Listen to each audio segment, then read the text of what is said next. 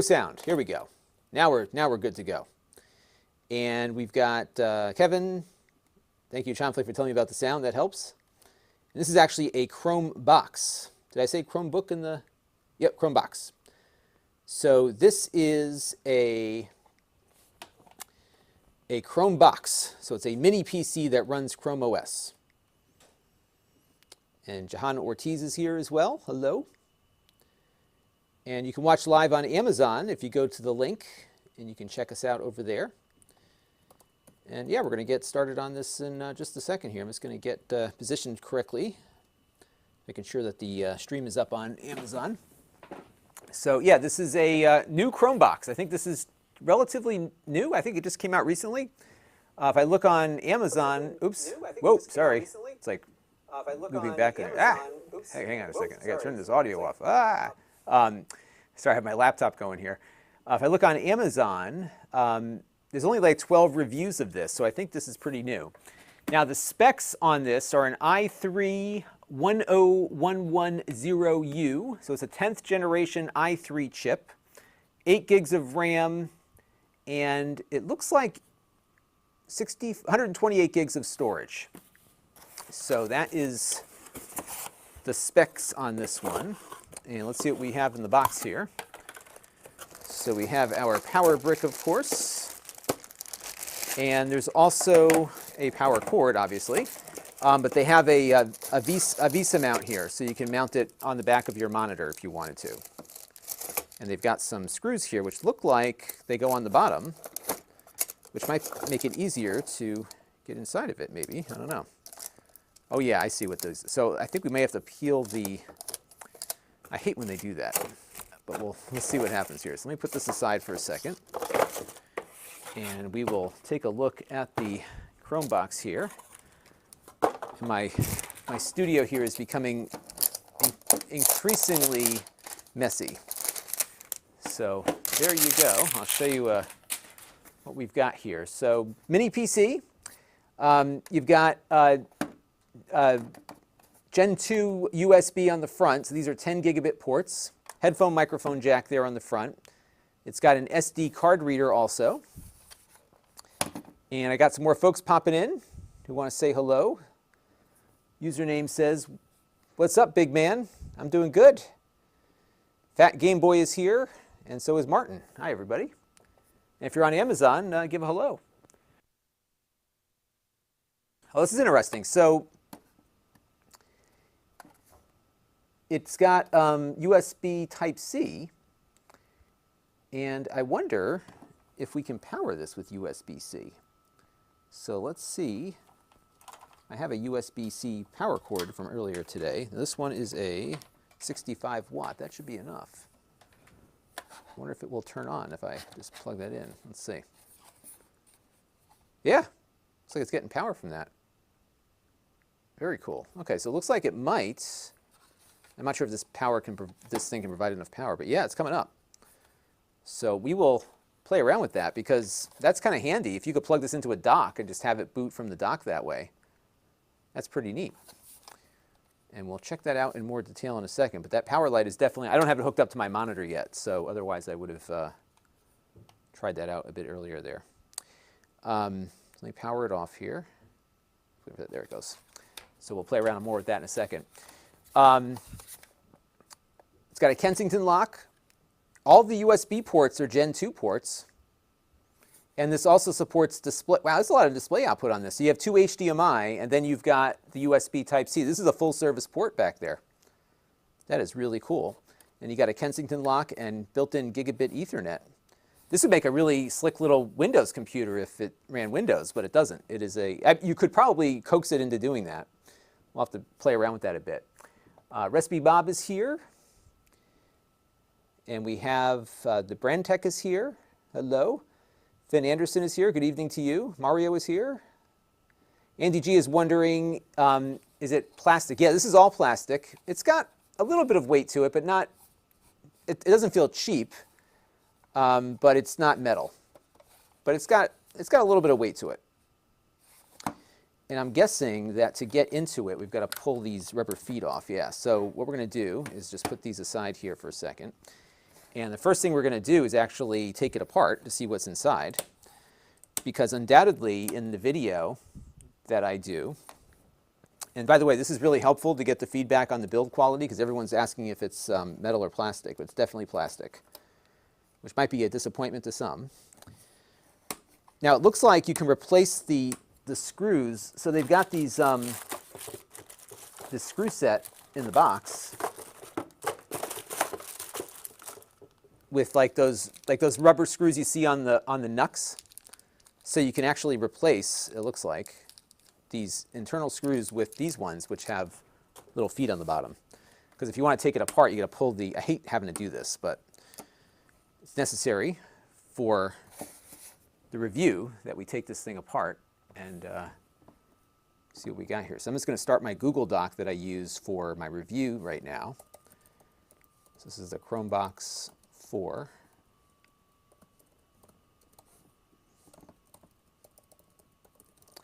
And what we want to see right now is whether or not this is upgradable. And I'm pretty sure I know the answer to that question, but people want to see what it looks like. So we're going to take it apart here.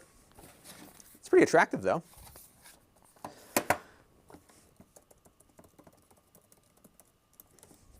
But I love the fact that it's got a full-service USB-C port, because you could just plug everything. You could have it plugged into. So I've got a monitor. I should try this with that monitor later. I have a monitor that provides power delivery in addition to some USB ports. So theoretically, you could just plug this directly into the monitor with a single cable, and that's all it would take. So that would be really neat. I don't have that monitor on my desk at the moment, but it might be worth looking at. And by the way, if you're watching on Amazon, you can leave a chat, and I will try to answer. All right, so we're going to take this thing apart. And if you're curious, I am using this, this tool set that I got on Amazon Prime Day a while ago. It's on the Amazon product carousel. It's the Orion Precision Screwdriver set. And it's turned out to be a pretty nice purchase. I've been very happy with it. So if you're looking for one, it might be worth taking a look at there. And what we're looking for right now is just whether or not you can upgrade the RAM on this, RAM and storage. And I'm guessing you can. Now, a lot of times with these, like to be able to run Windows on it, you got to jump through all these hoops. All right, Metro North Railroad got your first shot. Awesome. Which one did you get, the Pfizer or the Moderna? Around here right now, they've got so many extra shots that you can just walk in and get one now. Zoran wants to know, who do I think is the target audience for this? That is a good question, because you would think in schools they would probably go with the Chromebooks, right, as opposed to the Chromebox.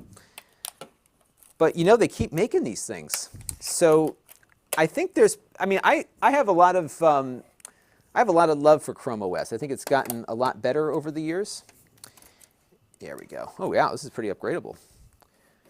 Now, this is really nicely configured, and I'll tell you why I think this is nicely configured here. Hang on one second. Let me just get my, I just want to set a recording thing here. And let's just go into, make a new folder here. We're going to call this ASUS Chromebox 4. All right, so let's do a quick little B-roll video here.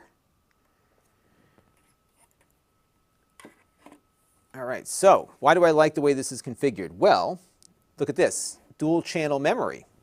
So even this is an 8 gig configuration. It's got two 4 gigabyte modules, which means the i3 processor, which is on the other side of this, will get what it needs to perform at its best performance. And then it's got an M2 2280 NVMe, looks like, SSD right here. I think, is 2280 a mSATA, or is it a, this might be an mSATA. It's the X600 from SanDisk. Let me just do another recording here. There we go. So try not to break anything here. So this cable here is the power connector. Let's get this straightened out a little bit better. So I'm just getting some B-roll footage here. Okay, perfect. All right, so this is a X600. Let me just write this down.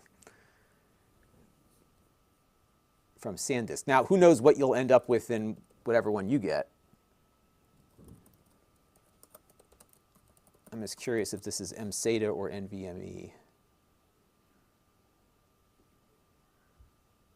Let's see, high performance, capacity, da-da-da-da-da. Okay, so this is an mSATA SSD. And I thought so because it's got a lot of extra circuitry around it.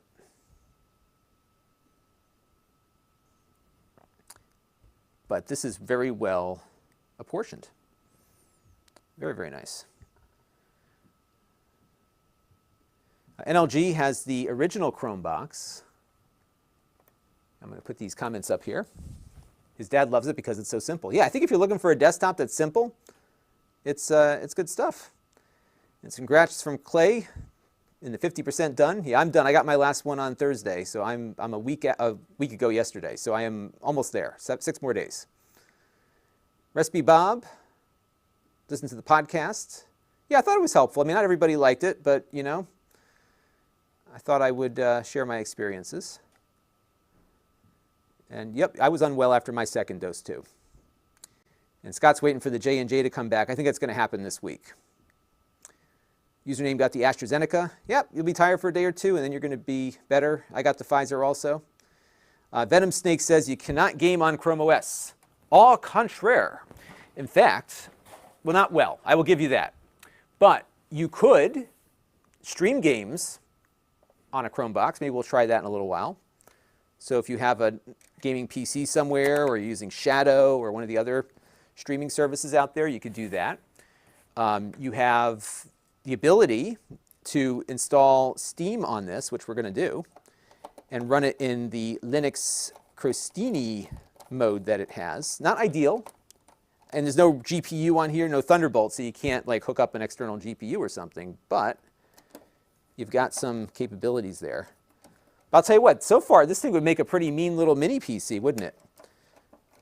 I have another one that we haven't looked at yet from, I forgot the name of the company. It's one of those mini PCs that you see out there that has a Thunderbolt port on it that's similar to this one, which we'll probably play with soon. This one, by the way, has 8 gigs of RAM, Scott, but you could upgrade to 16, I'm sure. And you know what? Like, it used to be like 8 gigs was more than enough for Chrome OS, but now with all the new stuff that you can do on Chrome, having a little more RAM might be helpful. So, but it's good that they have it configured dual channel. A lot of times what happens is if it's got 4 gigs of RAM, they just throw a single 4 gig stick in there and leave the other one vacant. So the good news is that this computer will run at its highest and best use, as they say. All right, so now I'm going to put it back on the desk here, and let's get my screen configured. We're going to boot it up and get going with this sucker. So I've got a, I have a 4K monitor here, because if we're going to do this, we're going to go for the gusto. So let's connect this up. Connect the HDMI cable to it. And I'm going to put it on my local Ethernet network versus Wi-Fi. It does have Wi-Fi on board, as you saw when we took it apart. But if I can find my end of my cable here. Where did the cable go? I have a cable with no end to it. There it is. Okay. Yeah, I think Sunday, so I finally have enough content done, I think, that I can actually take a day and clean up after myself. This place is like a total walking disaster right now. And let's get that connected, and I'm going to hook up I got my Lenovo TrackPoint here. I love this keyboard. You know what's nice about this? It's like it's a ThinkPad without the thing. Oh, I got some questions coming in on Amazon. Thomas Anfang was wondering, I've been in the market for a mini PC, so this is timely. Oh, and he was able to see the SpaceX launch this morning from his backyard. Yeah, I woke up early this morning because there was a potential we could see it up here in Connecticut also. but I was a little too far away. So I did not see it, but I did watch it on TV. And now that I'm fully vaccinated, I hope that I can get out to something soon. I'm definitely going to go down for the Inspiration 4 launch, because I remember I applied for that. I didn't get it, but they offered to send all of us down who applied, which is awesome. Roger P. is here on Amazon. Hello. Nodo K-Dad, you're welcome. I'm glad you like all the videos. These are all the Amazon comments I'm reading here. Roger P. wants to know, can you play CSGO on Chrome OS? Probably not, but you could. Let's get this thing set up here. You could stream it, because it's running with like an Intel thing, so it's not going to be ideal. Now, I have a 4K monitor attached, but it doesn't scale the image just yet, not until we boot up. So see how tiny that is? It'll get better once it boots up into the OS, and I would imagine there's going to be a bunch of updates that it has to do in the interim. So I'm going to give my life away to Google here, and then it's going to download updates. Now I'm hoping this gets the new version 90, because they added a feature that's been on Windows and on the Mac for a long time, which is a built-in application to do network scanning. So if you have one of those multi-function printers, you can just scan from it automatically. Bill points out the Ethernet is better for gaming, especially not only for just playing a regular game, but for streaming games in particular, most definitely. Roger P. wants to know, can this Chromebook play Valorant on it? I don't know. I don't think I'm familiar with Valorant. The default answer typically is no, unless it's like an Android game. Gorman wants to know, can you stream from Xbox? Yes, if you can download we did this on my video. You can download the Xbox Android app, and it'll run on Android, on Chrome OS through Android. So download the Android Xbox app, and you can do that for sure. Super chat from Mark Bollinger. Thank you very much, Mark. And I got your email. I'm sorry I didn't reply to you yet, but I will definitely get back in touch with you, because soon I might be able to take visitors again. So it'd be great to have some folks come by and visit. I may have to clean up, though, before you get here. Jason Hill wants to know, will this run Roblox? Probably, if you download the Android version. We can try that out in a little bit. Aaron Johnson wants to know, I'm curious what purposes a Chromebox would be useful in terms of streaming movies and shows. You know, it's not that great for that. You would think this would make an awesome home theater PC, but Chrome OS is just not well suited as a home theater kind of operating system, so not always the best use for that. Andy G wants to know the power consumption. I will try to find out. I didn't plug my kilowatt in before I got going here. I would imagine it's probably in the 30 to 40 watt territory. The power adapter that it comes with is rated at, this is a 90 watt power supply. Huh. I'm guessing maybe because they anticipate a lot of USB devices being plugged in. Seems like the power supply is kind of overkill for what it is. Right now I've got a 65 watt power adapter plugged in, just a USB-C one. I'm not sure if that was wise or not. We'll find out. Clayman says that this really changes game streaming. Yeah, for sure. Absolutely. And it has a little fan on it. I hear the fan kicking on right now. Oh, I'm getting a warning. Low power adapter connected. Your Chromebox may experience power. Okay, so maybe we'll plug in the 90 watt adapter. I'm surprised it would use that much power.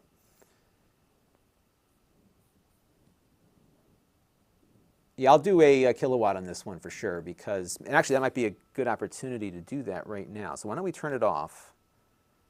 Because in my pile of stuff here, I happen to have a kilowatt. And you know what I'm going to do?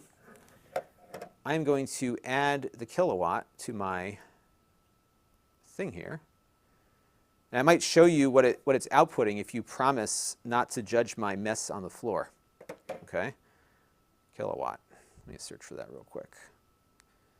So which one is it now? I guess it's this one, the P3. I guess that's the most recent version of it. If you haven't used one of these before, these things are incredibly useful, because you plug them in and then you plug something into it, and it will tell you what the power is. All right, so let me clean up some stuff here and get its power adapter plugged in. I'm surprised that it would say that a 65-watt power adapter is not enough. That's what I just had plugged in to it just now. I mean, 90 watts seems like a lot for this, because this is like, you know, like your equivalent i3 laptop, essentially. It's a mobile processor, right? So we'll have to play around with that a bit. All right, let me go back and just make sure I'm not missing too many other chats here. Roger P. on Amazon wants to know, what's the point of Chrome OS? Well, I think it's a matter of what you need. So I got my mother a Chromebook years ago. In fact, it was an Asus Chromebook. And even when she had a Mac, I was constantly getting phone calls about this not working, that not working. And what's nice about the Chrome stuff is that if you don't need a lot of computing features, it works quite well. And you know, if you're doing a bulk of your stuff on the web anyhow, you know, why not? All right, so let's plug the power in and make it happy. Oh, you know what I forgot to do? Shoot, hang on. Let me plug the kilowatt in. Now, it does have a little fan on here. I can hear it running, as I mentioned. But I don't think that's a deal breaker, because it shuts off once it comes online. And what I'm looking for here is my little extension cable thingy, so that I can, man, what a mess I've got on the floor here. I've got like, I'm not usually this bad, but I get done with something and it just goes on the floor. And before you know it, you're like, you got nothing but stuff on the floor. Well, you know what I'm going to do? I'm just going to plug, let me go find one of those power cables. So we're going to plug into the kilowatt here. And let me go get an extension cable, because then I can put it up on the desk and we can keep an eye on the power consumption. Let me grab one real quick. Yeah, because I'm curious why they would include a 90-watt power supply for something that clearly doesn't need that much power. Unless they've just got it like totally opened up, like, hey, we'll just throw as much power at this thing as we can.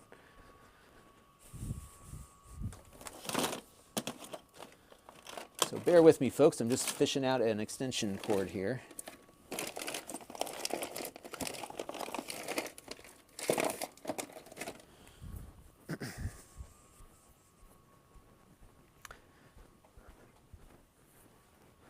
At least I can get to it. I couldn't find my longer one, so oops, I'm going to use, sorry, just falling over. This place is a total disaster. We will get to cleaning it up soon. Okay, so let's plug this in. I'll be able to put some video on the kilowatt in a minute. Again, I just hope that you don't judge my messiness. And we'll wait for it to boot up. And we'll just take a measurement at idle and see how it does. So Roger P. says, this is $500 for this Chromebox. I feel that it's overpriced for that thing and I can get a good PC. You probably could. You probably could. But you know what? I think the specs on this are good. And you know, if you're looking for something simple, I think there's a market for these. And some of these you can kind of hack to run Windows also. But remember, this has an i3. It's not running with, you know, one of those lower powered Intel chips. So it's a good, I think the specs are good for the price, to be honest with you. But if you don't have a use for Chrome, then it's not going to be useful. All right, give me a second here. I'm just going to catch up on Lou Bear wants to know, what do I think of $1,000 Chromebook? That's a good question. You know, I think they've become more useful. I'm just going to go through the whole rigmarole here. I think they've become more useful because you can do more with Chrome these days. All right, bear with me, folks. Just waiting for everything to come together here. So, you know, on Chrome OS, you know, it's now Android. You can run Android, you can run Linux. So it's more than just the basics now, which I think is important to note. All right, now the first thing I'm going to do here, and I'm going to make note of this in my documentation that I'm putting together here. is it's not auto-scaling the display. And Roger P says, I'm a gamer, so it's not worth it. Yeah, well, I think that's it. If you're a gamer, Chromebooks are not what I would recommend for sure. I wouldn't even recommend a Mac if you were a gamer. I would say, you know, a nice Windows PC is with a GPU is what you'd want. But you know, they keep making these things. So, and I get a lot of viewership on them. So I'm guessing there's consumer interest. We've got a good crowd in for the live stream today. I think we're running a little higher than usual for this point in the stream. And a lot of folks on Amazon are tuning in. And I think what happens is that, I'm just looking for the display settings here. I think what happens is that people are out looking for a computer. Their kids are coming home with Chromebooks, right? So here, let's go to 200%. That's much better. So now what we've got here is we're running at 4K, 60 hertz, but we have the display running at 200%. So everything looks nice. It's called display scaling. And it looks good. So what's happening now is that this Chromebook or Chromebox is downloading all the stuff that I usually keep on my test account here. And the other thing I want to do is see, yeah, so this is on 87 and 90 is the current version. So we're going to check for updates here. I'll get you a view of the screen in a minute.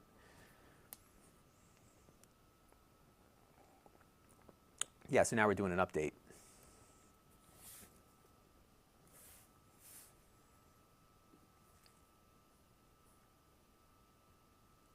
And let's wait for that to finish up here. Gosh, lots of comments on this one. I'm sorry I'm missing so many here.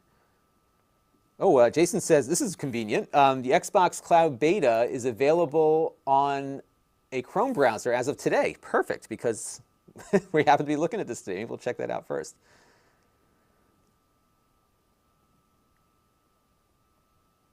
So Dom says here that I'm not convinced Chrome OS is a good solution for anything anymore. I recently moved away from it after years of struggling, and I'm so glad I did. Yeah, I think it's, you know, it's a very personal decision. Right? You know, it's like anything. You know, if Chrome OS is all you need, then there's no need to switch to anything else. And then, as many of you know, my school system is completely Googleified, and all the kids every kid K-12 has a Chromebook. And what's nice about it is that the kids cannot mess it up, right? Like they store everything in the cloud, and if the kid breaks the Chromebook, you get a new Chromebook, you're right where you left off. It doesn't do all that much, which for some people actually is a good thing. Other people, not so much, right? And what we're doing right now is we're just going to update to the latest build, because build 90 of Chrome OS just came out. So we're going to check that out. And right now, in case anyone's wondering about power consumption, let's take a look and see what we're at. So we're running at about 30 watts right now. And that's because it's doing stuff, like it's updating, it's running its processor a bit. And the Android apps are installing.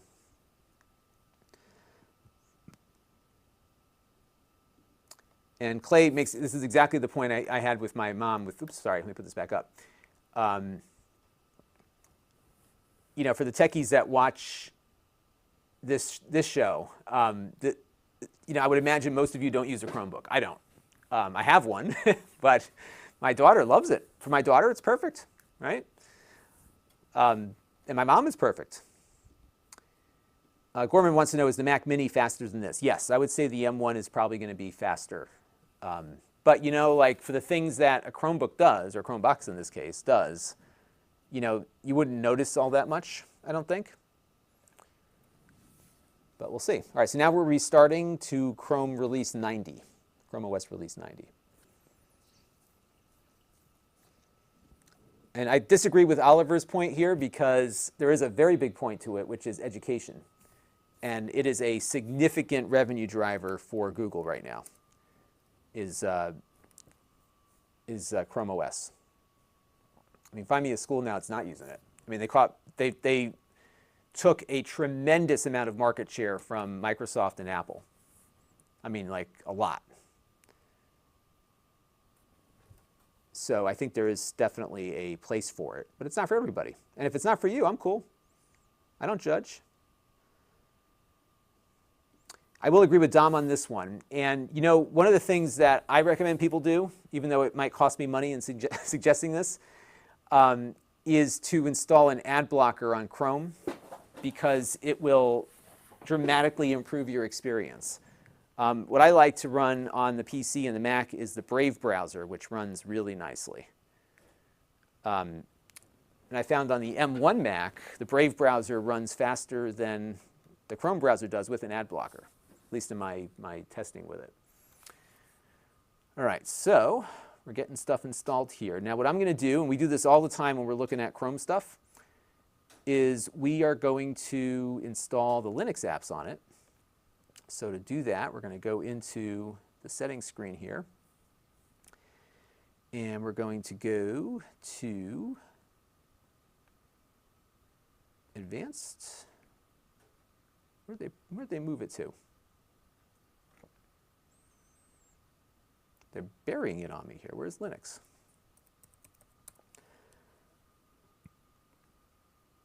Oh, it's in developers now. So we're going to turn on the Linux development environment. And we'll switch that on. And it's going to allocate about 7.5 gigs.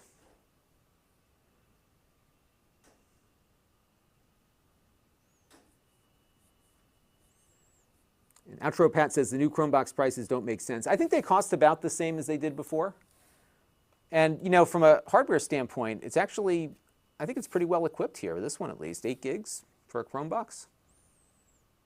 If you were to look for a mini PC comparably equipped, I think you'd probably pay about the same. But I see the point.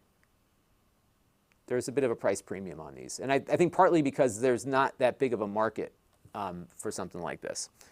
Okay, so now we have Linux installed. So one of the neat things about Chrome, so I'm going to install LibreOffice real quick, for example.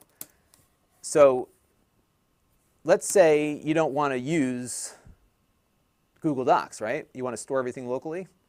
Just type in apt-get LibreOffice. Oops, let me do an update here. Sorry, everybody.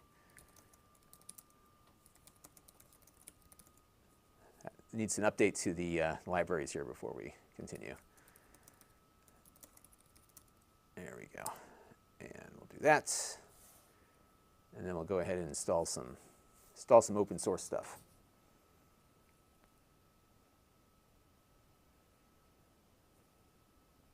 To you all, I'm not being critical here. Everyone's very feisty today. I like it.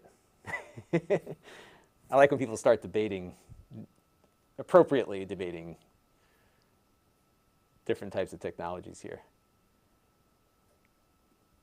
And I think Mark makes a good point here too, because as a parent, it's nice to know that my daughter, so like that's why I like my kid's iPad, because they can't install anything on it, right?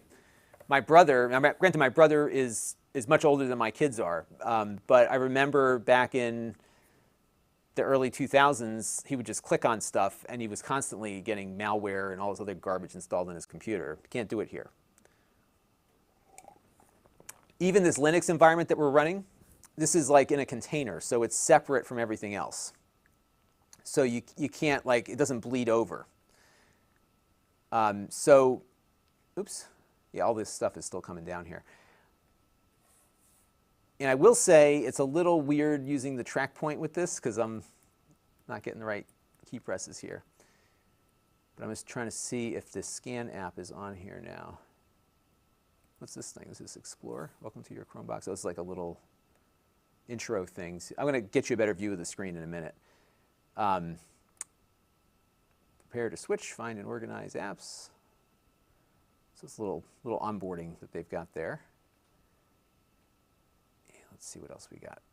Linux apps. So I just installed like the whole LibreOffice suite.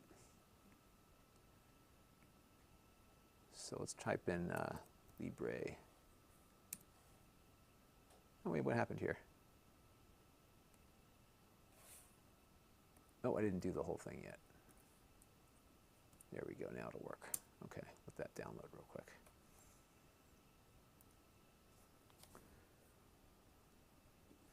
Gorman wants to know, can you install Windows on this? So I believe so. What you have to do though is you've got to like dislodge the Google bootloader. So they don't make it easy. You can't just do like a dual boot kind of thing with it, unfortunately.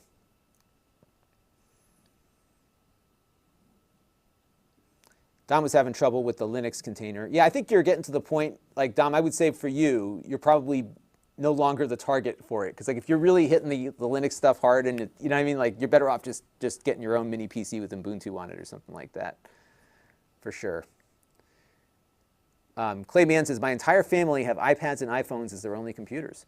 Yeah, so my daughter, so I have two daughters. Daughter one is almost 5. She's 4 and in pre-kindergarten. So she just has her iPad. Daughter 2 has her iPad. And it's funny, she uses her iPad like I do. Her iPad is like her media consumption device. And her Chromebook is what she does work on. It's really funny. I'm the same way with my iPad. I don't use my iPad for any kind of work. So we have a Chromebook. I've got the Pixelbook Go upstairs that Google sent to us to review a little while back. So she uses that for schoolwork. And then she has a school-issued Chromebook, but it's one of those really tiny, it's one of those 11-inch ones, and she's, you know, it's not as nice as the one we have in the house, so she just uses the Chromebook. Yeah, we're going to install LibreOffice here. It's going in right now. And you'll see how that is working. Clayman says, aren't Chrome OS and Android sort of fusing together? I think they are separate entities in concert, is how I would put it. So for example, you can load up Google Play here. And we've got, you know, the whole shebang. Now, not every app that you would find on Android is available here. Let me see if somebody in the Amazon chat asked about Valorant. So let's see if that's on here. It does not appear to be. So for example, you're not going to find everything. I guess Fortnite's not on here at all anymore. Now, Call of Duty Mobile might install on this. You can get Among Us on here. So that will run. Let's just try this for the heck of it. And so this is the Android version of it.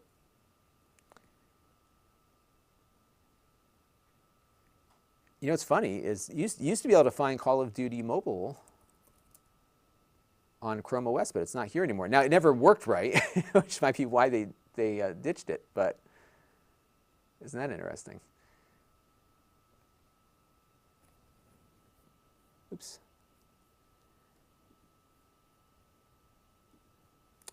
Venom Snakes wants to know, do I like the new iPad with the M1 chip? You know, I kind of don't, because here's what I want that iPad to do. I tweeted about this.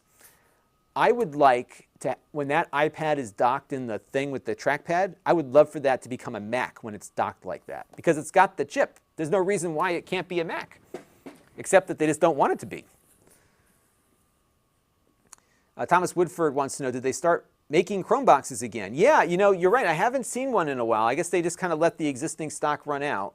My guess is that they keep them until they run out, and then they make a new one with the new chips. But this is a new one. So this one just came out recently, I think. But it's running with 10th generation chips on board.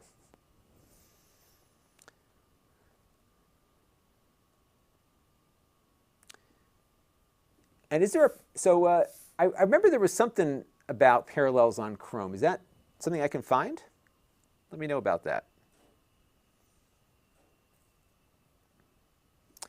And Mark Bollinger said, yeah, so there was, I know on the HP Chromebook or Chromebox, there was a jumper that you could set. This one might be more complicated. I was looking around when we took it apart earlier. I didn't see any kind of jumper there. BB Garnett wants to know how long I've been using Brave. I've been using it ever since I did the video about a year ago. For sure. All right, so let's poke around here. So right now what we've got up on screen is, this is LibreOffice. Now this is a Linux app, right, running here. Let me just resize the window here. So we have a Linux app, and this is all local. So if I save a file on here, it's not in the cloud, it's somewhere else, right? And then you saw we were downloading Among Us, so I could click on Among Us. Now this is the Android version of Among Us. I don't know what I just agreed to there. And I got to put my birthday in here. I'll give him a fake one. Now see, the problem here is that, yeah. So the issue I'm running into right now is that I don't have a trackpad, a proper trackpad installed. So it's not quite, there it goes. I have to click, so what I have to do is I have to click the mouse here. I just gave it a fake birthday. Because this is one of those little disconnects that you've got, because this is an Android app that assumes there's a touch screen. But this doesn't have a touch screen. So you have to click your mouse and kind of make it move like a finger on a touch screen would move. So my year is correct, but my birth date is not. And we'll continue as a guest. Anybody want to play Among Us? So we'll go online. And we'll just see how it runs here. So I'll just create a game. And we'll have 2 imposters. So this is not going to work well as an Among Us game, because if you're see some of the graphical glitches here. So that's the kind of stuff that happens. Is you get these little glitchy things going on. So this may not be ideal. And then, by the way, you've got you got these weird controls. So you'll find like Android apps that will install, but you'll get some wackiness like this.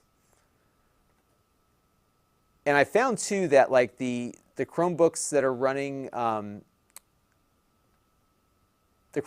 running with ARM-based chips do a little better. Sometimes the port to Intel doesn't work all that well. And Tom makes a good point. These are the issues that you run into with Mac apps on the iPad. I'll give you that. Touche, sir. John E. Oh yeah, the Chrome Bit. I reviewed a Chrome Bit a while ago. That was a nice little. It was a Chromebook on a stick. Jim Delancey tried to use my link. Ooh, what's going on with that? Let's take a look and see what's happening there. Maybe I didn't adjust my. Oh, it's working for me now. You know, you know what happened, Jim? You might be out of. If you're not in the U.S., I think it tries to link you to your local Amazon version. So if you go to Lon.TV/Amazon Live, you can see this on the Amazon side. All right. Oh, somebody asked about Roblox. May as well install that, right? Let's see if that works. My 5-year-old is like super into Roblox. I haven't paid for anything though, so we haven't like bought the Roblox coins or whatever they try to ding you with. Let's see how this runs. Now this again is the Android version of Roblox. I have to log in. Oh, great. I don't remember what I don't even remember any of this. I'll have to do that one later. Do I really want a Roblox account? All right, I'm going to sign up for Roblox here just to see what my kid is doing. All right, bear with me here. So here's another example of like having to use your mouse to kind of navigate through. Now, if you had a Chromebook with a touch screen,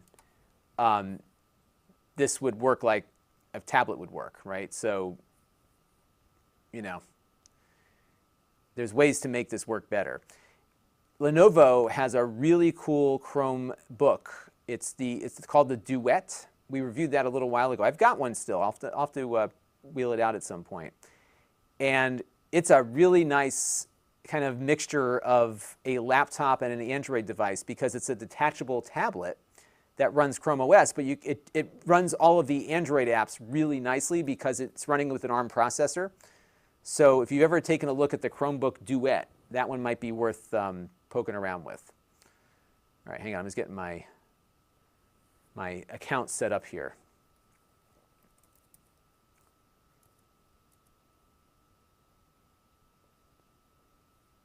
All right, doesn't like my. Okay, so we're going to use that. And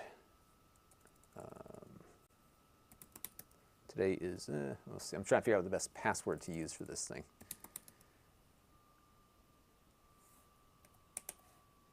All right, and I'll say I'm a. Yeah, so my daughter plays with these things, they call them obbies, and they're so aggravating. All right, so now let me look up. My kids like Cookie Swirl. Have you ever seen her? She's making a lot more money than I am on YouTube, and she has her own Cookie Swirl world here. So we're going to go to Cookie Swirl world, and we'll see how this works. Yeah, so you know it plays now. It's a little sluggish, but we're also at. Oops, wait for the thing to refocus here. It's a little sluggish, but we are running at 4K right now, which is why it's not running at an ideal frame rate. So it's a little on the slower side. But if you wanted to play Roblox, you can play Roblox. So that answers that question. Let me get the heck out of here. This may be a good little example, though, for the video. So maybe I'll leave it in there because I know people have kids that like to play Roblox. And I was using the keyboard to control it.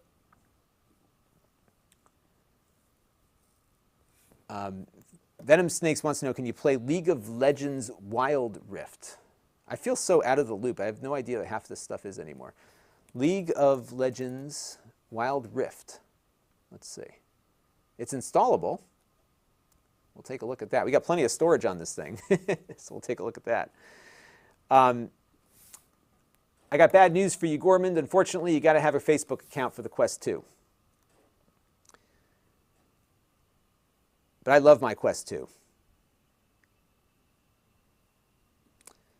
And state alumni got the Minis Forum stick. Yeah, it does get a little hot. They tend to get hot there. I have not encountered any downsides to the Facebook account, but I'm a very well-behaved Facebook citizen, so I have not gotten into trouble at all.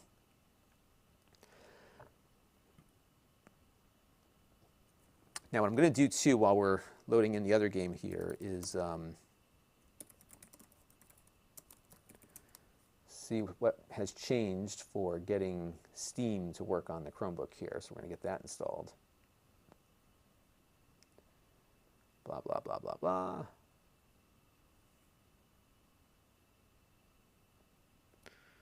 All right, so got the thing in there. So we're going to go Control-T, Echo. All right, so we're going to type this in,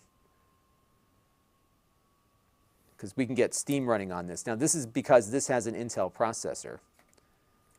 So you're able to run games that support, press search, Control-V to, oh, geez. There we go.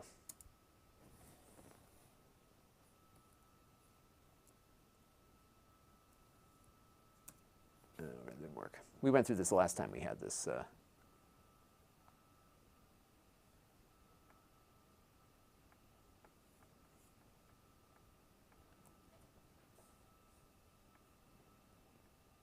right. Give me 1 second here, folks. Just got a text in here.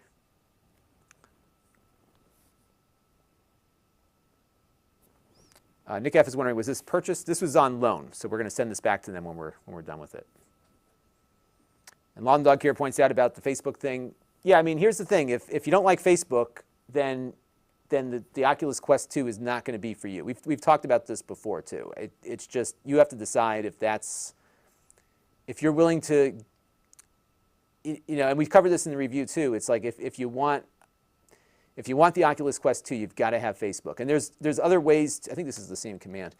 There are other VR platforms that you can use, like Steam and different hardware devices. I mean, it's a shame because I think the only good VR headset right now, from a consumer standpoint, is the Quest. It really is. All right, this is what we want here. Let's just we will get one of these things to work. All right, let's see. There we go. So we're going to install Steam right here. Nope. You'll find a Steam icon. That came in a little too quickly, though. Let's see if it's there. Yeah, I don't think it installed it. Yeah, it did not install it. By the way, it puts all of your Linux apps in a single folder here, so you have that available to you. Oh, it's interesting. It's telling me that it was not signed. try it again and see if it...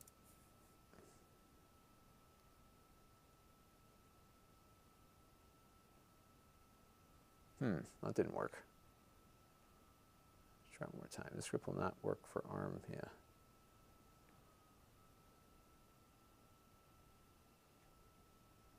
There was one of these posts that really made this work. Maybe it's this guy's post. I think this is the one. Oh, that's right. We got to enable GPU acceleration too. So let's do that as well. So let's go. I always forget about this. I haven't looked at a Chromebook in a while.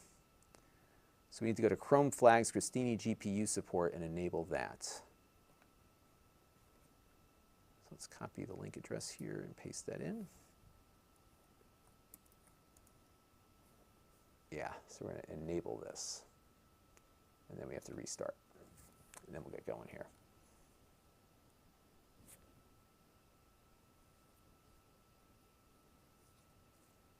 Username says, I see it's fighting words. I said, you guys are feisty today.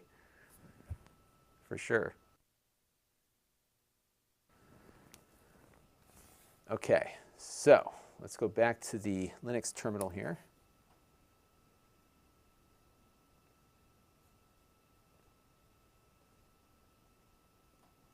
And what's nice about, I can tell you this much about this, it feels really fast.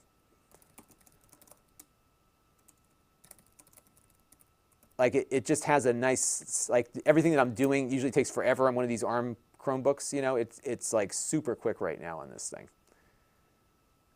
All right, so we enabled the GPU acceleration. That, by the way, that GPU acceleration is just for, all right, enable GPU accelerator, install Steam. Linux terminal in Chrome OS is basically running a Debian machine, so you want to follow instructions found here. Okay, so let's do this. Oh my goodness. I'm assuming this is a 64-bit application here. I have a feeling this is not going to work. Yeah, of course not.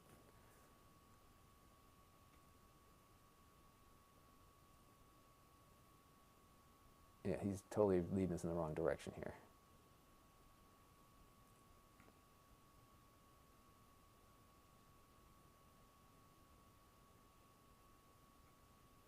Yeah, this guy had like a command that did it the last time. Let's see if we can find this one. One of these is bound to work, right? All right, let's try this one. I think I did this already. Oh, this is another approach, huh? Okay, so click, oh, I see. Oh, yeah, that's not a bad idea. Okay, so you know what we just did here? This guy's just like, just download the Debian package. Oh, that's interesting. So this is going in and installing into the Linux container from the Chrome OS side. Well, that's really fascinating.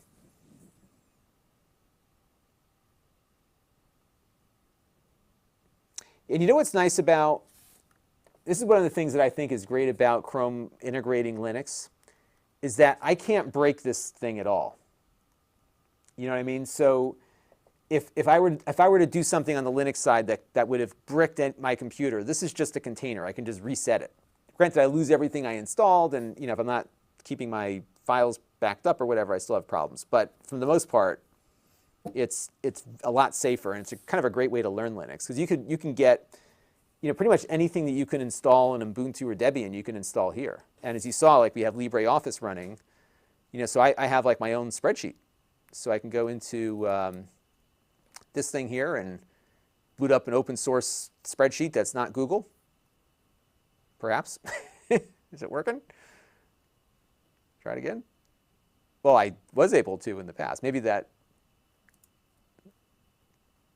Steam install has messed up something here. All right, so now we've got Steam, I think. I may have to reboot the Linux subsystem here, because none of the Linux apps, there it goes. Pins potentially out of date, rebuilding. What the heck does that mean? Oh, never mind. Well, that didn't work either. I'm going to have to keep poking around with this. It used to be easier to get Steam running. And there was this big rumor that they were going to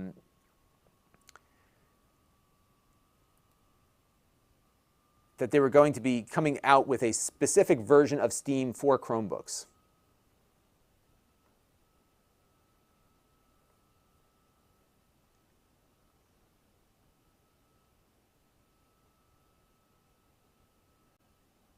Let's reading through some of the comments here to see if there's anything I want to address. I try the. Yeah, I think you know what it is. Here's what I've found with learning things is that if I have a specific goal that I'm trying to achieve, like let's say I wanted to, I'll give you a great example. I was experimenting with having my Raspberry Pi work as a modem emulator for an old Apple. So I wanted to set up a Telnet BBS on an Apple IIe. So I set up my Raspberry Pi to basically act as a interface between the Apple's serial card, the old serial card on the old Apple from 1982, to the internet. So the Raspberry Pi was on the internet, and then it had a USB to serial adapter plugged in. So if somebody telnetted into my bulletin board system, it would go through the Pi and connect to the old Apple IIe. Worked great, but I had to learn a lot to get it all working, right? But once I got it figured out, it was awesome, and so I made a little progress on it, you know? So that's how I tend to approach things. It's like, can I, you know, I had a specific goal in mind, in other words.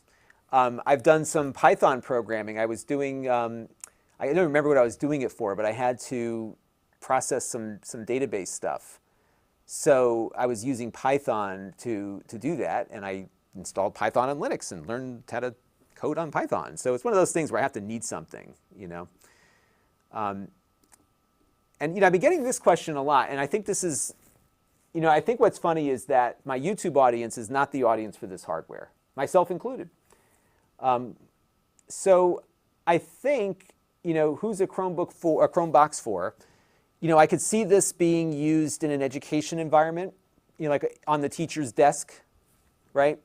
I could see a school that is heavily adopted into the Chrome OS world having a lab setup, for example. Now, I don't know even the relevance of computer labs as much anymore because, you know, I know for my kids' school, the Chromebooks are all in the classroom and every kid's got one, so you don't need to go to the computer lab and waste the time in the hallway, right? So it's one of those things where, I don't know.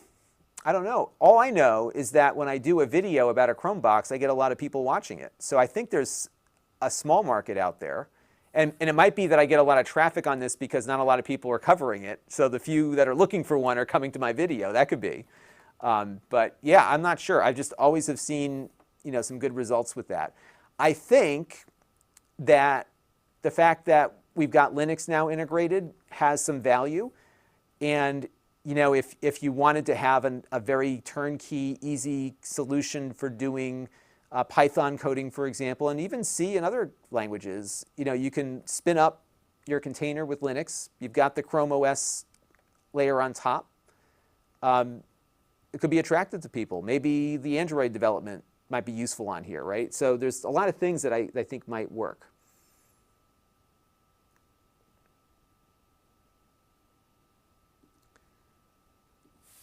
And Martin wants me to check out Action Retro. I've been watching a lot of these guys doing these really cool projects. Yeah, easy is good. I like easy. And State Alumni dislikes watching tech videos, and that might work for some folks too. Exactly. So I got a request here, League of Legends Wild Rift. We'll install that. Outro Pat is asking on the Android or on Amazon, what do you think about installing custom firmware on these Chromeboxes to extend their life? I think if you can get it on there and it extends the life, excellent, right? This one, let's take a look at the Chrome OS end of life thing. I think I have a short link on that.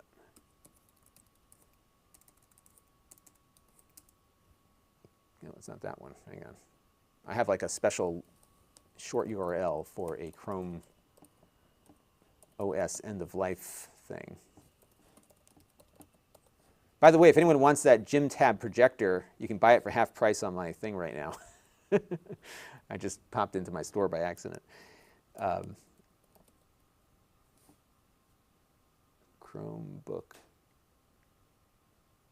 It's Chromebook EOL. Let's see.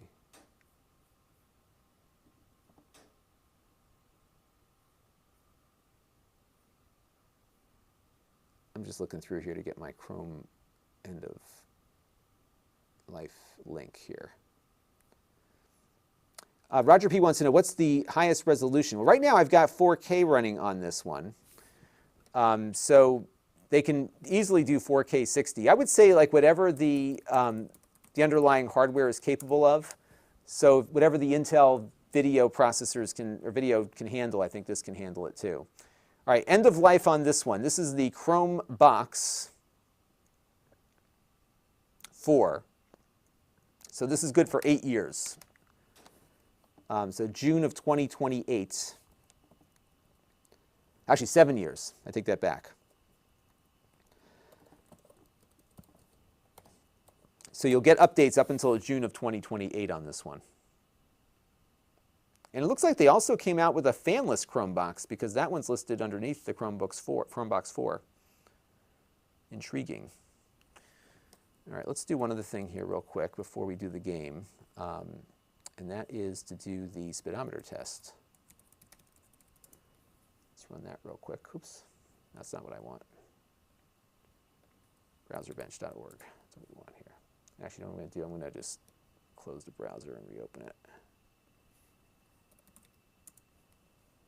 And we'll go to the speedometer test, and this is the benchmark that we run to see how these things perform. And what this does is it kind of runs through a bunch of JavaScript tests to see how this works. And what's nice about this test, we've been running this for years now, so we've got a huge database put together now at Lon.TV/benchmarks that you can actually view. And this is like our database of all of the Chrome boxes and books and Windows computers. Basically every computer we get in here we test on this. And this will give you a good idea against the M1 chip, right? Because some people were asking about the Mac Mini. Now the Mac Mini, I think, starts around twice the price of this one, or maybe just shy of that. But we'll see when this test comes to an end, which is almost done, what we get for a score. And we got a score of 116, and that puts it exactly where the 10th generation i7s come in. This is an i3, but this test is more computational than it is. It's not bad, actually. Chromebox 4. This is an i3. I forgot the chip on this one.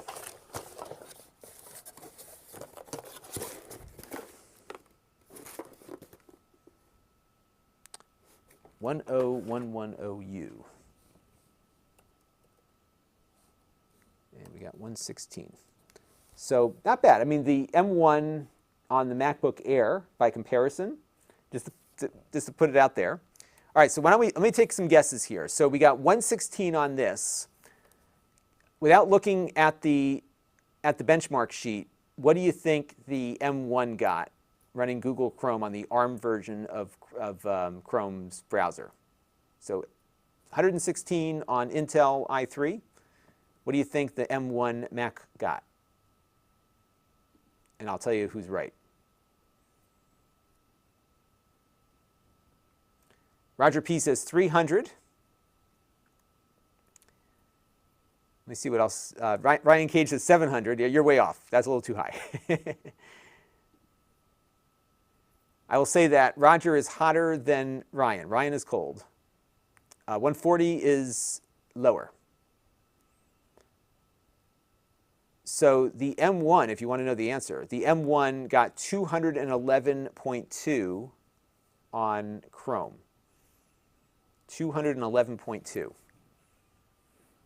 And that's on a fanless computer that consumes less power. And I would imagine maybe the Mac Mini would do a little better than this. So pretty substantial performance there. But I'm really bummed out I can't get Steam to work on this. And it's saying it's a 32-bit library issue. I wonder if they did something to the container. It says you are missing the 32-bit libraries and Steam may not run.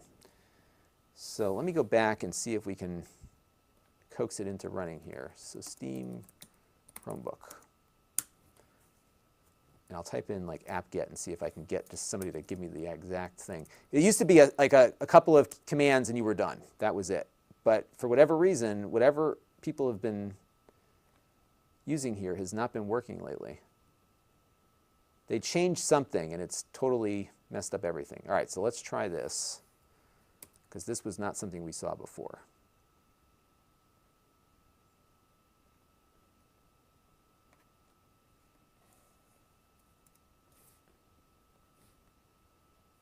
All right, sudo apt update. Let's try this again just for the heck of it. And we'll go back here. I think we did that already, so we're probably good there. And if not, what I'll do is I will just reset the whole Linux thing and start over again. All right, so now it's installing some Vulkan stuff. This is installing more than what we had before, so this is good progress, perhaps.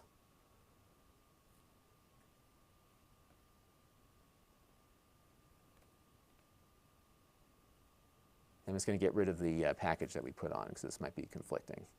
It could be that whatever this stuff is installing might actually fix our problem, but we'll see. All right. Oh, one more thing. Remember the pointer lock flag that I mentioned at the beginning of the article? You need to enable that so if you want your mouse to work properly in game. Okay, so we should probably do that too, but we'll get to that in a minute. All right, so update.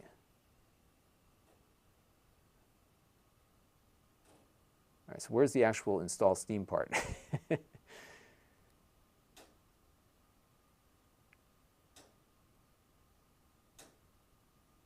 Even then, the games are unplayable because Christini failed to lock the mouse. Okay, so it looks like all the pieces are in place.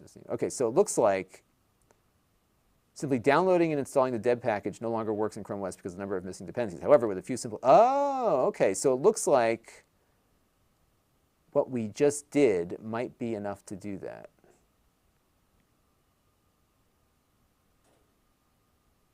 Okay. So let's try, because we still have that in our downloads folder, so let's go back to our files.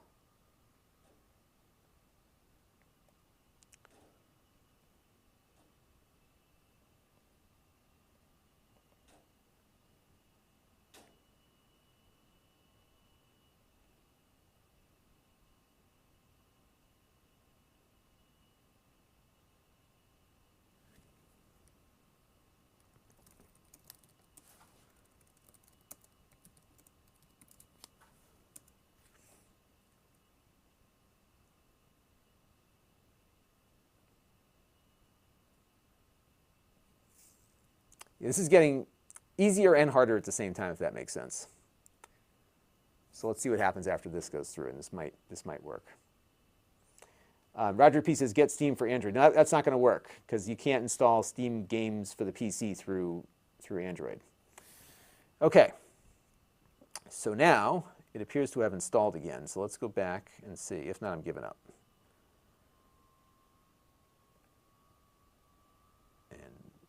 Let's see what happens. It used to run like that. I mean, you put in a couple of commands and it was done. All right, now it's giving me some other error. I'll deal with this later. All right, so somebody wanted me to play around with whatever game that was. Hang on, let's see if I can find it. League of Legends Wild Rift. So let's see if that runs on here.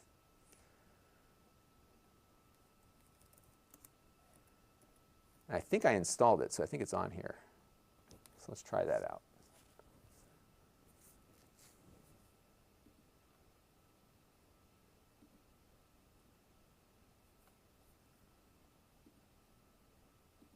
Mark Dell says, Linuxing.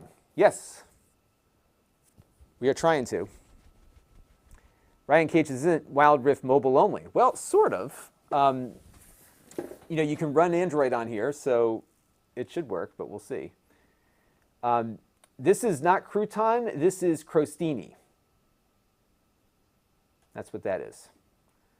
And we've got a nice blessing here. Thank you very much. Kat says, troubleshooting was never my strong point. And Metal Beer, this is exactly it. We're going to try some GeForce Now and some other streaming in a minute. It's apparently there's an Xbox Game Pass, not Xbox Game Pass, Xbox streaming available, so we'll try that out in a minute. And right now it's just downloading a gigabyte's worth of data, and we just got to wait for that to download real quick.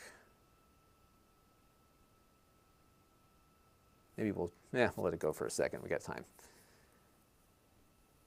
And yep, I have no doubt the controls are going to be really lousy on this. Now, if I was running this on that Chromebook Duet from Lenovo, that would probably work better. This looks pretty fun. I like the cutscene graphics here.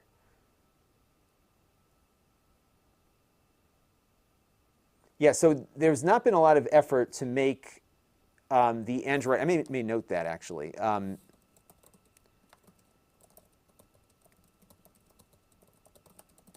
Because at least on like the tablet-based Chromebooks, you can use the touch screen, but on this obviously there's no touch display at all. So this is very much limited. And thank you, Sanjit. I appreciate that. You know, I wonder, Mark Dell, if the touch screens would work, like if there's a driver needed or something, right? I don't know. I've got a Lenovo touchscreen external display that I could try. We'll have to see.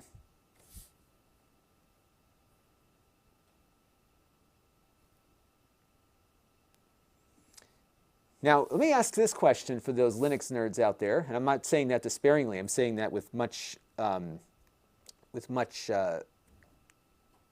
respect. I guess you could probably get Docker installed and kind of have like this Inception-style containerization going on, right? You could have Docker running inside of the Linux Prostini container, right? That would probably work. Rich Daly has I think the Chromebook Duet, you know, it's half the price of this, first of all. And it's a nice little tablet. It's got the detachable keyboard, a little trackpad. I love that thing. Maybe we'll do a stream with it.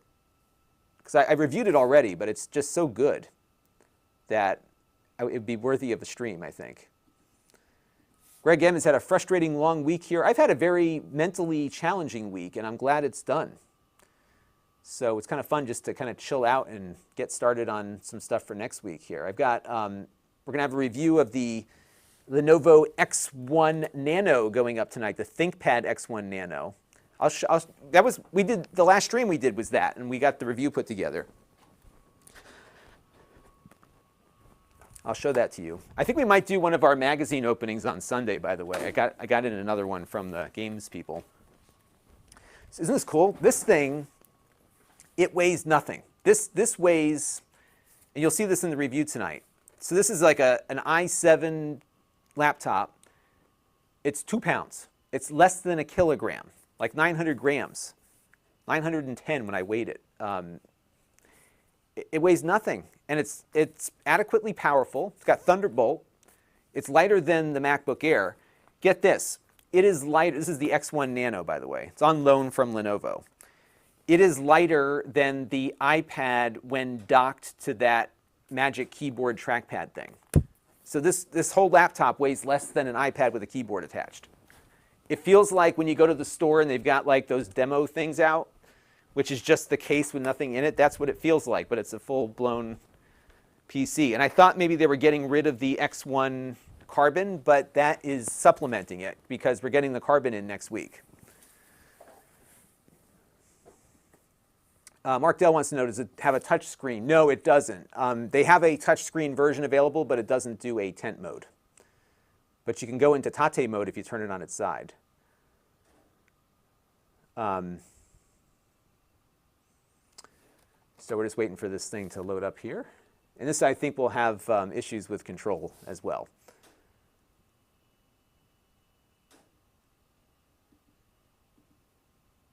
Yeah, Brendy says it's crazy. This thing's nuts. You'll see it on the review tonight. It has some performance issues in that you'll see a lot of throttling. So it's not a gaming machine, but it's pretty cool nonetheless.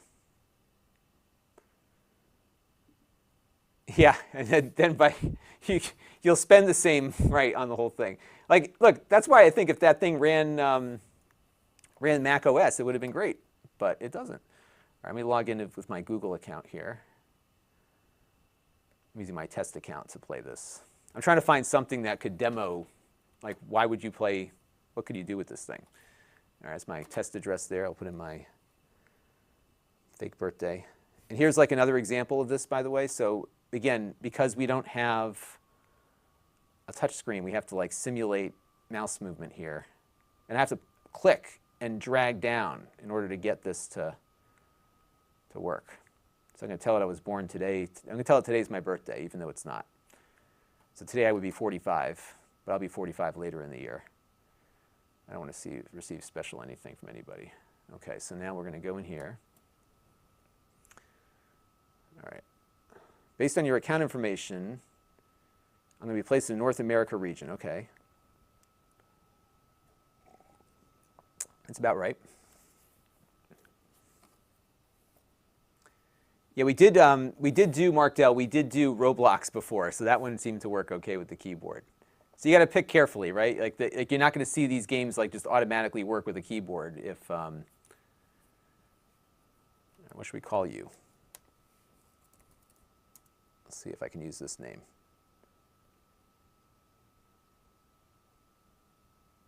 All right, we're logging in.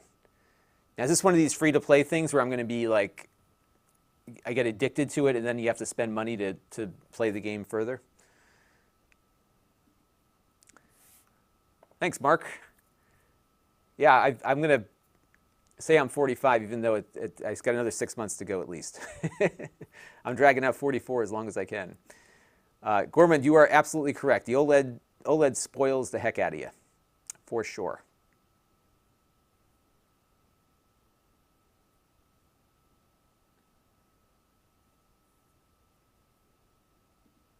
And the screen, I will give you that. Now, here's what I would be excited about. If they came out with a MacBook Pro with that screen, I'd be all in on that.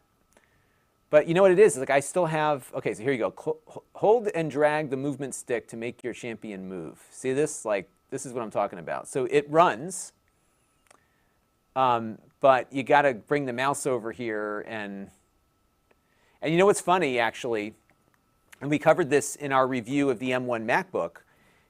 In many ways, the new M1 Macs are very similar to how Chrome OS integrated Android in that you can run the apps, but the interface is not mouse optimized, right? So there's a great example of that.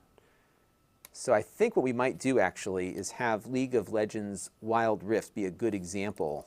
So thank you, Roger P., for your suggestion, because this might be a good example game to run in the review about why you should not necessarily buy this specifically for Android gaming.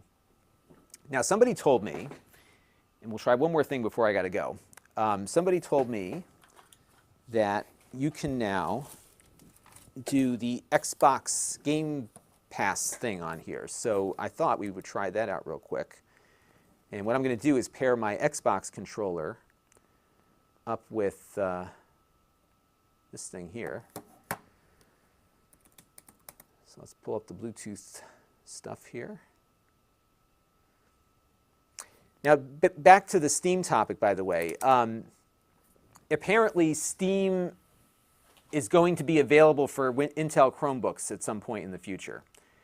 And I will guarantee you that's going to get confusing for people, because I know there's going to be some gamers who are going to be like, oh my gosh, I can run, you know, this Steam on my school-issued Chromebook. Nope, it ain't working. But it'll sort of run. Okay, so the Xbox controller I've paired up via Bluetooth. So we've done that. And now what I'm going to do is search for Game Pass on the Chrome browser. Oh, is this like a beta thing I've got to have access to? So it may not work. Expands to Chrome and other browsers in limited beta. So I never get into any of these things. Oh, okay, so that was on the 20th. So how do we do this? Let's see. If not, we'll just log into my GeForce Now account. All right, so we'll be sending out invites to select Game Pass Ultimate members. Am I a select Game Pass Ultimate member? I don't think they ever told me. By the way, Piglet LaBeef, I definitely know what you're talking about because they don't make autocorrect. I don't know what it is in the Amazon chat. Autocorrect doesn't work at all. And I have the same problem you have when I'm trying to chat on Amazon. I have to write. I've been meaning to write to them about that. All right, let me see if I got into the beta. Let's see, Game Pass. So it would have been like April 20th or thereabouts. So I don't see it there, although I think it might be on my Outlook account. Yeah, so I've got nothing. Yeah, I'm not a very popular. I should write to Major Nelson and see if he can hook me up. Let's see. Yeah, so we're not going to be able to do that. But here's what we can do. Because we have Android, I can go in and get the Game Pass app here. And we can install that. I think it's on the main app, isn't it? Because the beta is no longer the one that you run. I think you run the regular Game Pass one.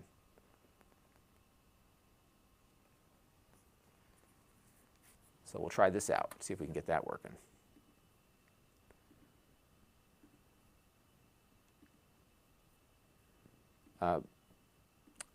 Mark Dell wants to know, can I do Stadia? I could if I was paying for it. I stopped paying for Stadia. I wasn't using it. But I believe Stadia, yeah, it should work because it works on Chromebooks, right? So Stadia would work. And Derek makes a good, yeah, so I think if you were playing that game on the Duet, for example, that would be an example of a Chromebook with a touchscreen. So a touchscreen Chromebook would run it just fine. But when you're going into this desktop interface here, it's a different story. All right, so we're going to load up Game Pass here. Now, sometimes when you load these Android apps, you get this, right? It's like, oh, I'm running on a phone, because that's how normally you would run. So let me sign into my account real quick.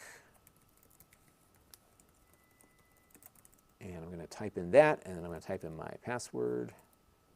And then I got to do my two-factor authentication. Unlock my phone with my face. Got so many steps here, but it's important to secure your accounts. Oh, my password was incorrect.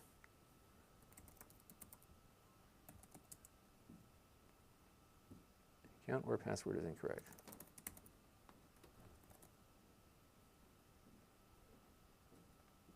All right, hang on a second. Now I'm all out of whack.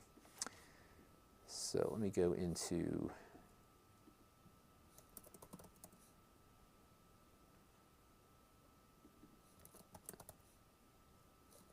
Okay, so let me go here. Oh.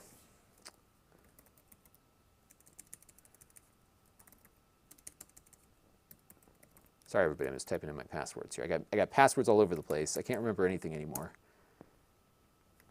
Because gone are the days where you could use the same password on everything, right? So now you've got like LastPass and all these crazy things, two-factor authentication.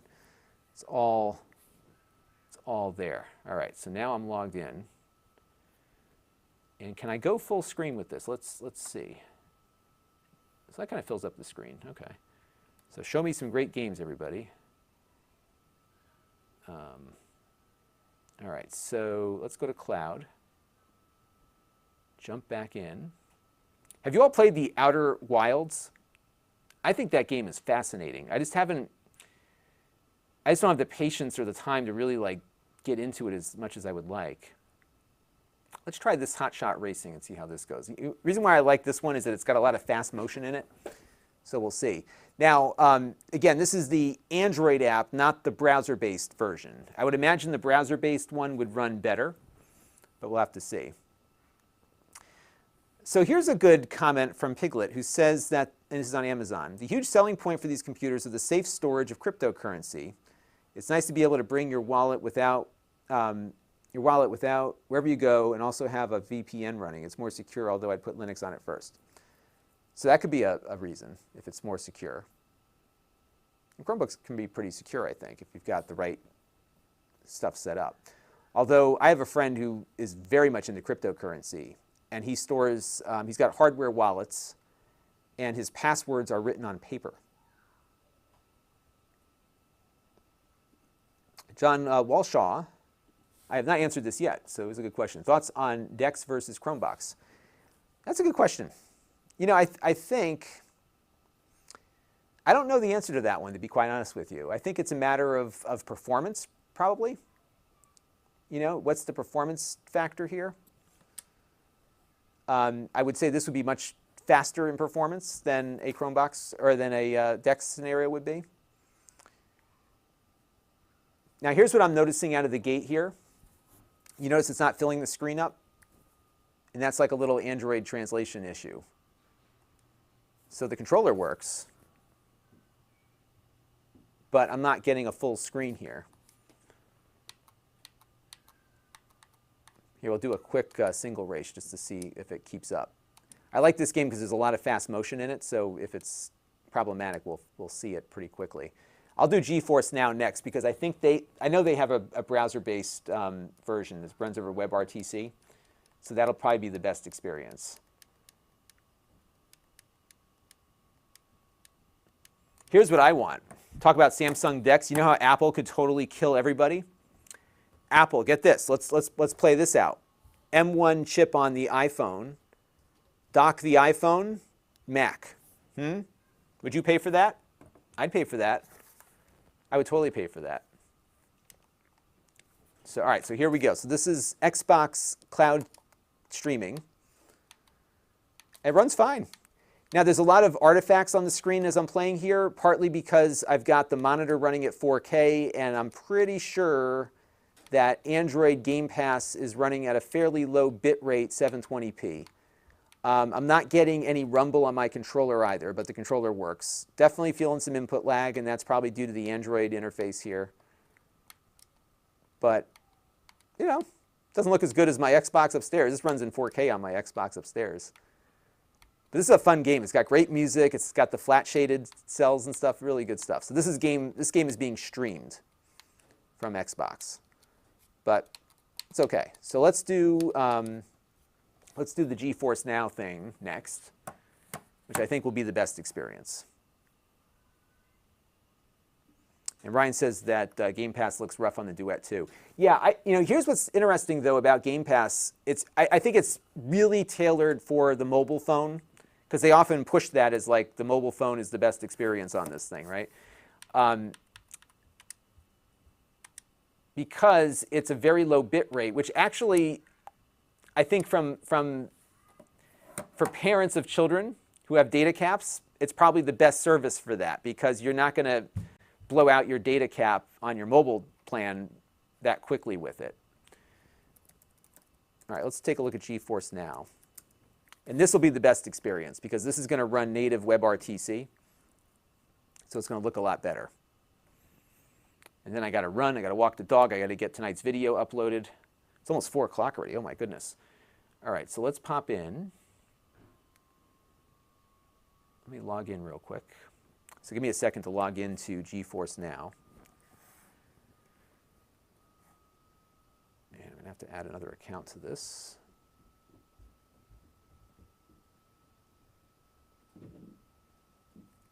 Because I have it attached to my other thing. It's a long story. We got more two-factor authentication to do here. And I'm going to approve that.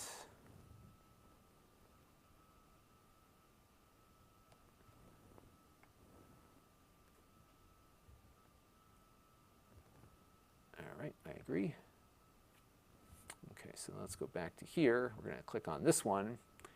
And I'm going to log into my GeForce Now account with my another Google account. And then we'll jump into GeForce Now. Okay, so let's go to GeForce Now. All right, so let's go back to GeForce Now that I'm logged in. Let's see what happens here. Okay, so let's go to Play Now. I'm already logged in. Play Now. Let's try this again, because I have an account.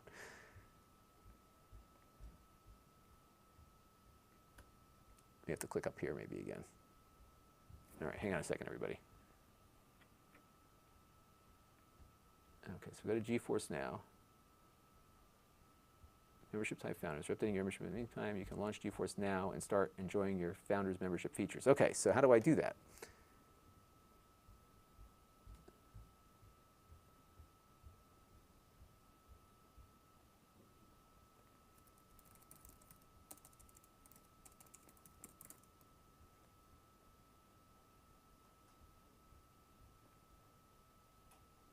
Here we go.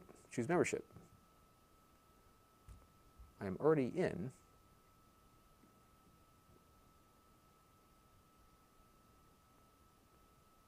Maybe it's like playgeforcenow.com or something.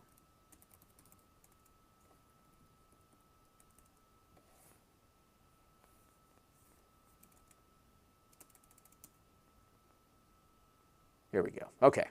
Now I'm in. It's play.geforcenow.com. And I got to log in again. Hang on. Got it. I'm really not that bad at this stuff. Okay, here we go. I'm now logged in. Close this tab and return to GeForce Now on your device to start gaming. Okay, so play. Oh, God.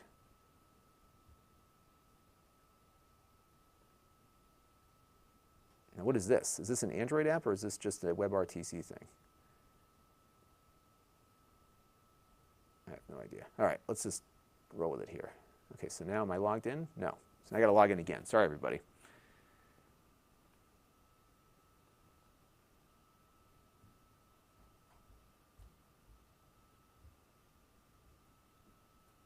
Okay, close this tab. Now, it definitely didn't install an Android app, so I think we're in now. Here we go. Okay. So why don't we do a little RecFest here.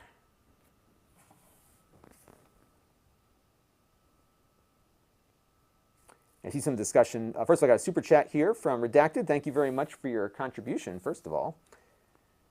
And can I get my hands on the B-Link Expand X and do a detailed review on it? There's nothing really thorough on it on YouTube. I'll see if I can reach out to them. Because I think you wrote about that before. Oh, it's like a little dock, right? I'll see if I can find it on Amazon. It looks like a little dock, right? Because one of the things that you could get, and maybe if you just like the form factor, one of the things that you could get is like one of these USB-C docks, and we're finding that a lot of those mini docks kind of work the same way. All right, so why do I have this strip up here now? All right, so let's just play this here and see what we get.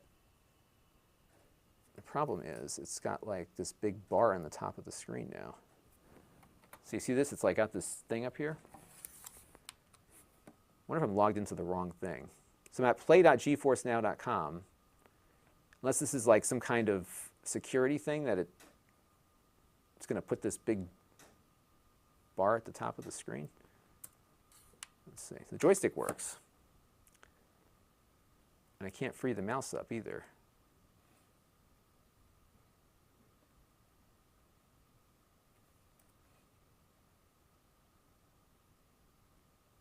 I'm not sure. I don't understand why this is looking like this, but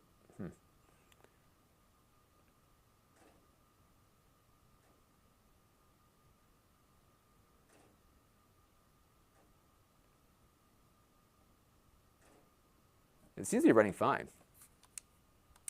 And the controller works, but what's this? Maybe some of you have a better idea as to what's going on here.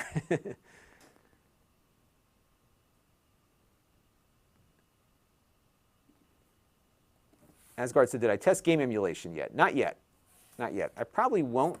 Maybe I'll do something briefly with it. But I would not recommend this as that because there really isn't. I guess you could go in with the Linux thing and install something that way, but it's not ideal. Like you'd be much better off getting a mini PC similarly configured, and there are a bunch out there, that's not hindered by the Chrome OS layer on there.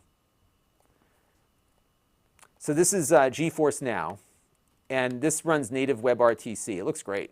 The problem, though, I don't know why we've got this thing at the top and I can't get rid of it. So we're going to play around with that in a minute and see if we can figure that out.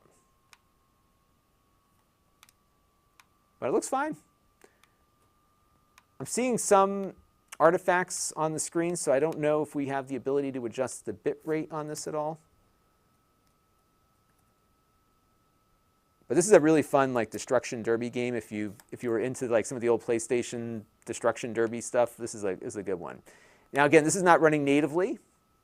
This is streaming from GeForce Now, which allows you to stream select Steam games, ones that the developers allow to be streamed.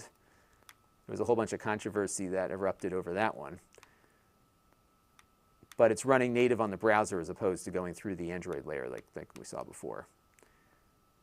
But generally, you used to be able to run this stuff full screen here without this thing on the top of the screen. So I don't know what's going on with this. Oh, I almost got that guy pretty good. And you can see like the objects are awesome, like great physics, right? And like whatever damage occurs on the track, this stuff just stays there as you're working your way around. The cars have so many damage points. This is called Wreckfest.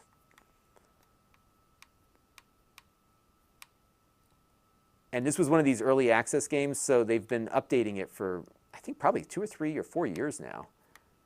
And I just can't get enough of it. This would be another fun one to like create a VR mode for.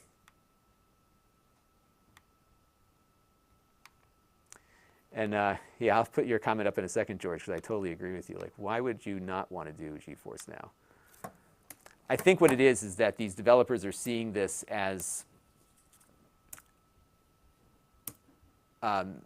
they don't want you paying money to NVIDIA when they could be getting the money themselves. It's not like you haven't bought the game already, right? Like, God forbid. All right, let's figure out why this is like running with this stupid thing on the top. So we're going to quit out to back to the GeForce menu because it kind of captures your mouse also. So can I get rid of that? Aha, there we go. See, it pops back up again. So what's the deal? All right, so I've got my membership is active, network status is good, keyboard layout, da, da, da. Oh, I could bump up the bit rate, so I bet you that was probably part of it. Can we go 4K? Let's see. Custom. Yeah, so max is out at 1080, but I think that's the service that limits that. I can just crank the bit rate up to like 50.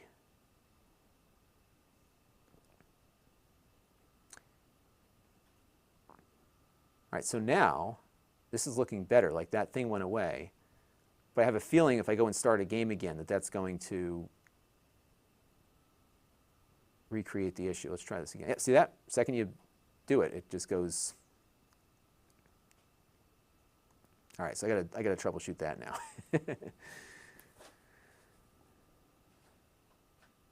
Okay, so John Walshaw says that NVIDIA is working to improve the limitation and increase it. Okay, so limit the light bars. Yeah, and this looks like a security thing on Chrome because I can't get rid of that. I'm going to have to troubleshoot this a little bit more before the video. Now, someone suggested maybe F11, so let's try that and see. This is why I do this stuff as a live stream. It's so I can figure it out. Oops. So let's load that up again. So F11. Okay. Oh, that might have done it. Let's try it again.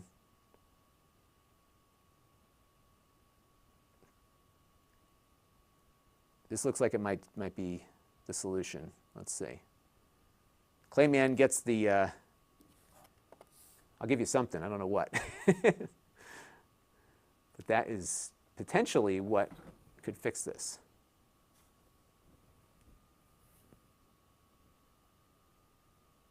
All right, so let's see what happens now.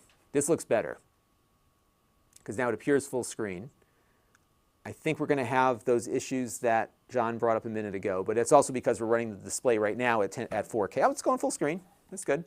Yeah, so we're running this at 4K, but the stream is coming over at 1080. And what I'll do to try to maximize to some degree the live stream here is I will record a little bit of this. And by the way, power consumption is about 12 watts right now because it's not doing anything all that strenuous. So let's go do another custom event. And they've added some new tracks and stuff too. Every time I load this game up, it's like something new has been added to it. But I will say Chrome OS is so minimal that it feels super fast. Even if synthetically it doesn't compare well with other systems. I mean, I think it's just going to work the same way a year after you get it.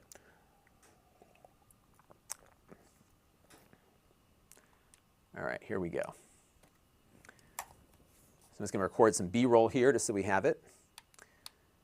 And definitely feeling some latency here, but this looks so much better because this is running via WebRTC. So you're not running through Android, it's just going right through the Chrome OS browser layer here, so it's pretty good. These cars like drift a lot because they're like these old clunkers that just kind of float around. They have different cars too, so you can get a better car as you go. I just love the damage in this. I always loved like smash up derby stuff as a kid. You see like how his car gets all mangled up.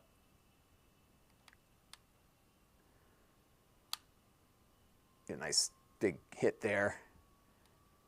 He just tore off my quarter panel. All that kind of stuff. That's good for B-roll, I think. So game streaming. That's I think one of the real good use cases is game streaming.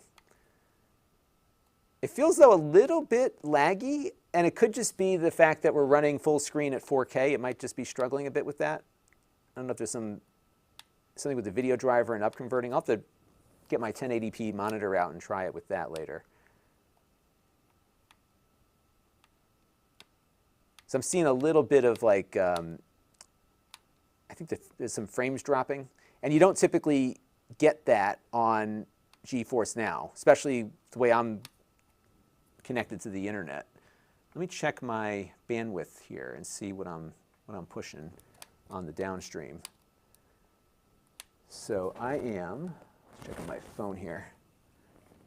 I've got my Unify app here. So yeah, so we're pulling down 50 megabits right now, which is the max that it does. So we're getting the full bandwidth. It might be having a hard time like processing that bit rate. That could be part of it. So I got to tweak around with that a little bit. But like if you're going to play games, I think streaming games with these is the best way to go. And I would say that of a Windows Mini PC also because it lacks the GPU, right? So there's that factor that you have to think about. Ooh, that was brutal. And your car will eventually get damaged and stop working.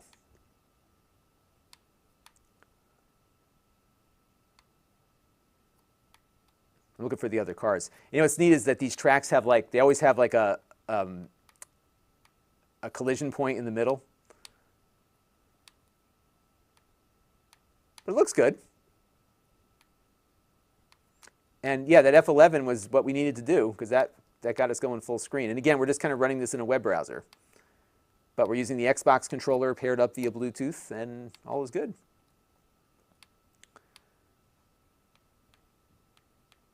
But yeah, I think for a lot of you folks on YouTube, this is not the ideal.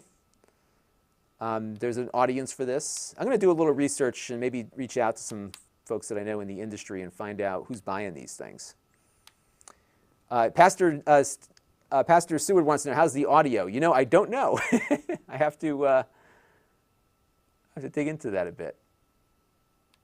I haven't hooked up speakers to it because this monitor doesn't have sound. I'm imagining it's going to be fine, so I'll check that before I do the review.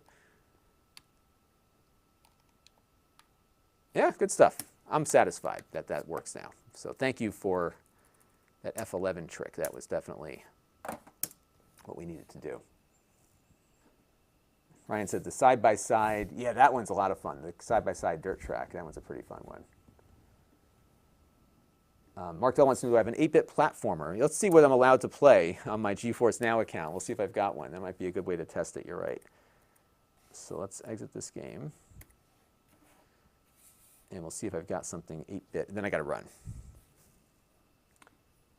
Playman says, this is awesome for people that can't afford a console. Just some, yeah, you know, plug it in. And in fact, you could even go with like a even less expensive Chromebook. Like that Duet would be great for this. You could totally do that. Let me see if I can run Shovel Knight. Is that allowed? Okay, so hang on. Let me sign to my Steam account again and link up my... So I can play Hollow Knight, but I can't play Shovel Knight. I thought those guys were cooler than that. I can only do like that many? Hang on a second. Let's see what else I have in my... So you can find like an 8-bit streamer, a little 8-bit platformer. I can't believe how like I can't play anything on this anymore. You all know like my awful Steam library, right? Like it's so huge, and this is all they let you play on GeForce Now right now. That's abysmal. I mean, really. It's almost like that's really bad. So 47 games is all I got. Even Shovel Knight. Like, Shovel Knight? Really? Yeah. Well, I didn't realize how bad it got. Wow. Well. Yeah, and this is all on the publishers. Because what I think what it is that these publishers are unhappy.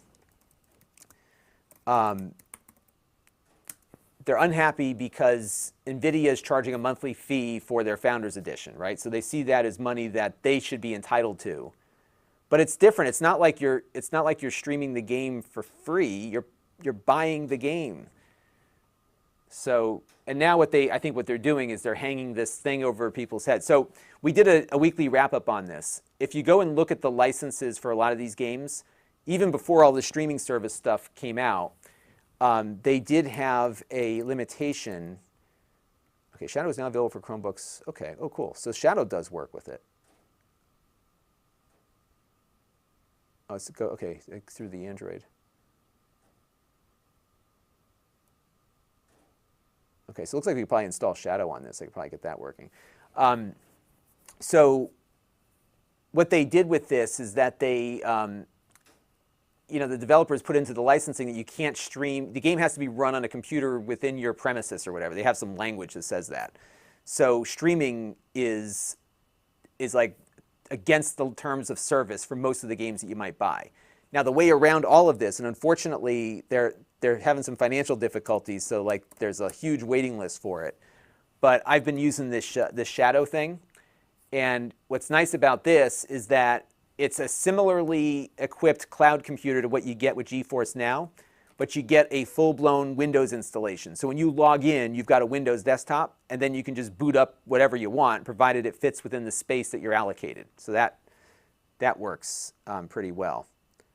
But I can't believe how bad GeForce Now's gotten. Oh my goodness.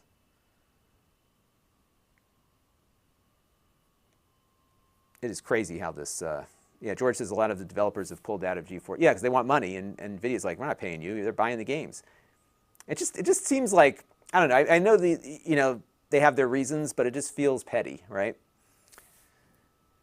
And what's really cool about Shadow is that you can run your Game Pass games on here. So all the stuff that's not on Xbox streaming, you can do the PC games through Xbox Game Pass on Shadow. And it works great. So that's been working well. And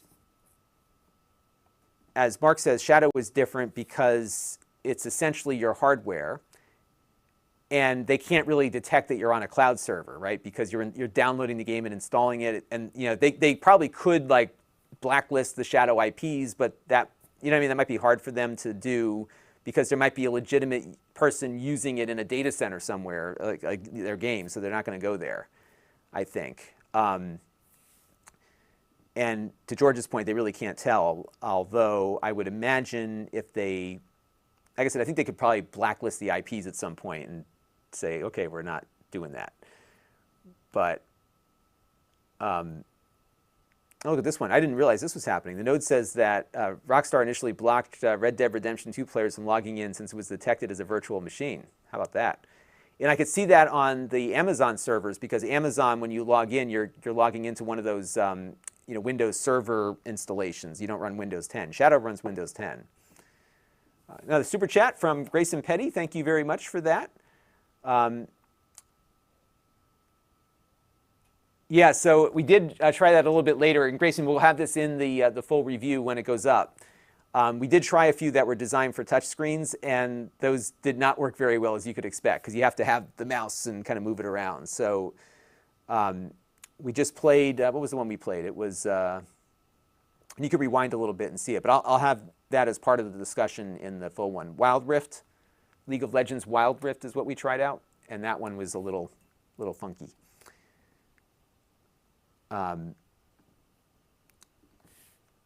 And Icarunus wants to know, how does Shadow get around the licensing for Windows? Yeah, I don't know how they do it, because I don't know if Microsoft allows for a cloud installation unless they're doing some virtualization thing. I don't know. All I know is I'm a very happy customer of Shadow. I think it's great. So, but yeah, Grayson, definitely check out, if you rewind a little bit, and I'll have it as part of the regular review also. It's not good. I mean, it actually runs, it looks pretty good. Full screen, everything, but you're hitting the mouse trying to get it going. But game controllers do work with Android. So if the game supports the game controller, you could use the game controller, and that would work. But thank you for your support. I much appreciate that. And then George's point, right, so if you had a Chromebook with a touchscreen, it would be great for that. So good stuff. All right, well, everybody, I've got to get out of here because I've got to get tonight's video uploaded, and then I need to go